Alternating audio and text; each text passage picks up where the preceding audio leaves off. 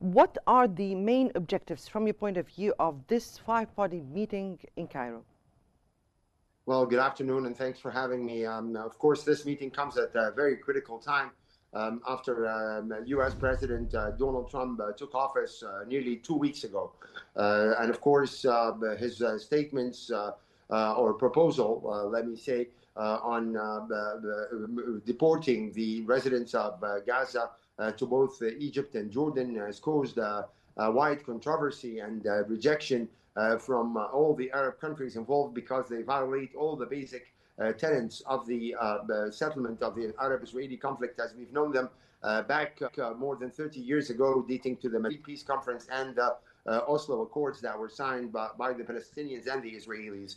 So it was very important to hold this meeting among the key Arab countries that are all considered to be close U.S. allies, whether Egypt, Saudi Arabia, United Arab Emirates, Qatar, or Jordan, and of course a representative of the Palestinian Authority. But at least these five Arab countries, they're considered to be close to the United States, lots of strategic interests. So hopefully the message that came out of this meeting will kind of reflect on the U.S. government's position and perhaps convince Mr. Trump to reconsider this proposal, totally rejected proposal that he's made on the future of Gaza and how we can basically reconstruct that badly destroyed strip after 15 months of Israeli war. So It was very important for these ministers to gather and send a joint message that they are not going to give up on the non-alienable rights of the Palestinian people, to insist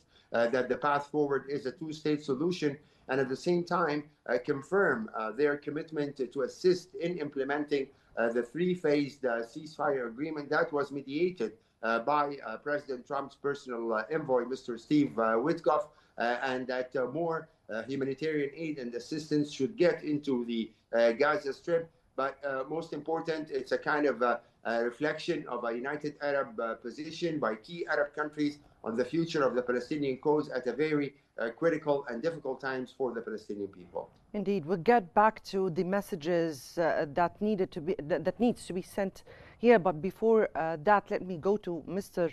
Ihab Omar. And how does Egypt's hosting of such a meeting reflect its role in the Arab diplomacy?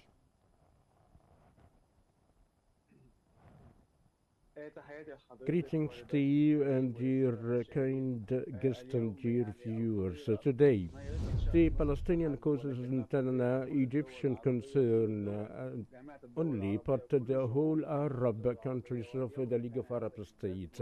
Today was a great evidence of this reality, that the United States is trying to forget it, as well as the Israeli media, by falsification that there are a disagreement between the Arabs. But today's meeting is responding to these lies, or the American thought that Egypt is alone in this cause.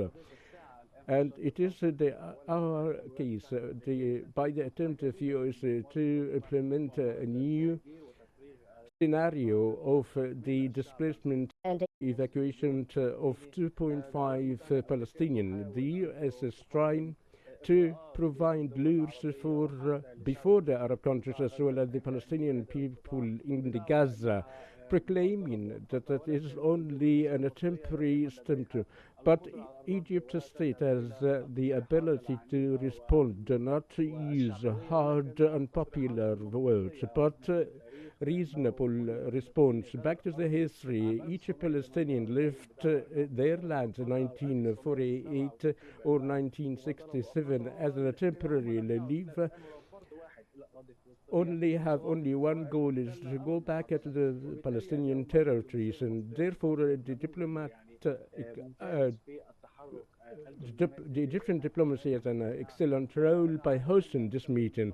And normally I do not use an historical term, but today's statement is an historical statement that clarifies that all the Arab nations against all the types of displacement and do not reflect that 2.5 Gazan residents will stay defending the right in their territories. Most importantly, as Mr. Khaled indicated, that we shouldn't have enough responding of the idea of displacement, but we are advocating the two-state solution, which is the real path that the Palestinian goes or the Middle East should go through, not the attempt of another country to be this settlement. So to announce the Palestinian state according to Oslo's meeting and Madrid's convention, reaching to the Abraham Agreement. So today, by the main Arab states lined up, indicates that all the players such as the US and Israel proclaiming that there are disagreements between the Arabs that could be used to pressure Egypt.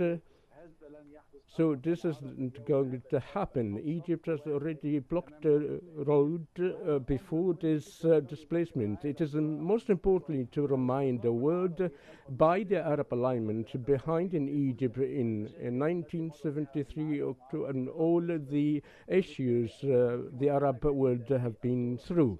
So it is a new attempt of the Egyptian role to confront the attempt of displacement as well as the pressures by the USA proclaimed by President Trump.